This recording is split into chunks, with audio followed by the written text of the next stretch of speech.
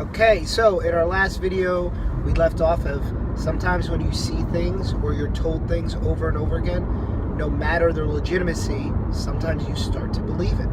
And I want to talk about a book that I read 5 years ago called The Primal Blueprint. Did you read it? Yes, Okay. Marxism. Mark is brilliant, right? Mark is super smart. And there are quotes in that book that I remember reading and thinking, holy shit. If I have another carb ever again, glucose is going to ruin my life. I'm going to die. Right? It's going to wreak havoc on my body. I'm going to die. And, you know, he talks about the health benefits of coconut, right? As a medium chain triglyceride. And you read it, and then the only thing that you want to do is go out and buy coconut, right? Coconut has been around forever. Why all of a sudden now is coconut now going to save our lives, right? It's going to cleanse our liver. We're going to now pull all the toxins out of our body. What? Because we read these things. And again, I don't think we realize how influential the things that we read over time. And think about it, Jay. You're older than me, but I'm 32. Think about all the things that I've read and all the little things that I pulled from a diet book here, or a blog here, or an article here.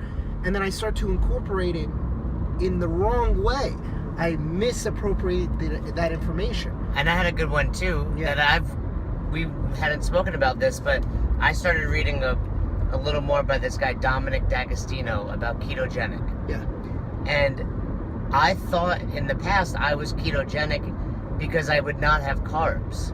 Right. But it turns out ketogenesis has a lot more to do with getting a shit ton of fat while keeping your carbs low. And all these people in the CrossFit world and the paleo world are low carb. They're just low carb. Right. They're not actually ketogenic, which is like the worst of both worlds. Right. You know, I'm low carb and not getting enough fat, so I'm basically not getting enough fuel because they're doing it wrong because we only saw the low carb part, like you said. Right. Well, you can't pick parts of the system and pick the ones that you like and the one that you don't like. You know, and paleo works. Keto works. Done right. Right. Every diet works. You just can't pick and choose. The issue with a lot of these things is where in real life does that exist? No, and let's use an example. Right. Hopefully she doesn't watch this right now. Right. Roz's mom. Yes. She's doing some sort of pudding diet. Yeah. And we were saying, you know, we could dive into this. Right. She, you know, Joe and I are literally in the kitchen, two very successful nutrition people. Roz is pretty good at nutrition as well, and her mom's kind of telling us why this is smart for her.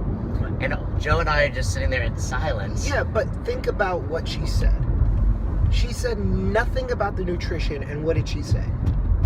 It'll jumpstart my... Yeah. Right? So no part of that diet had anything to do with food. It had to do with, I need to get started, and this is the only way that I know how. And the other aspect to it was, well, and I can't work out. Right.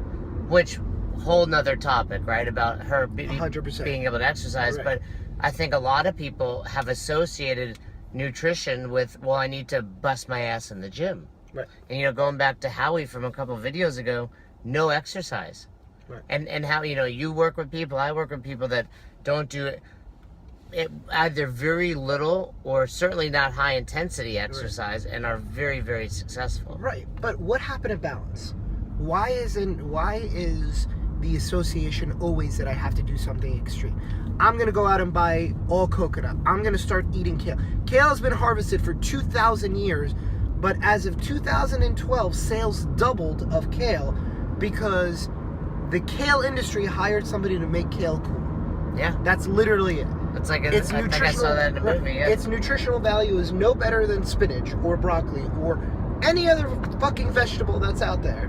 But now all of a sudden kale is going to save our lives. It's going to reverse all the liver damage we've done with alcohol for the past 20 years. And the great one you said was the coconut oil. Like, everybody's on the MCT bandwagon, which is basically just coconut oil, because Mark Sisson and then the Bulletproof guys all started talking about it. Right. Yeah, it's been out for years. And the truth of the matter is, you know, I think you and I have bought into some of this nonsense over the years. 100%. But in my opinion, nothing just trumps moderation and an overall healthy lifestyle.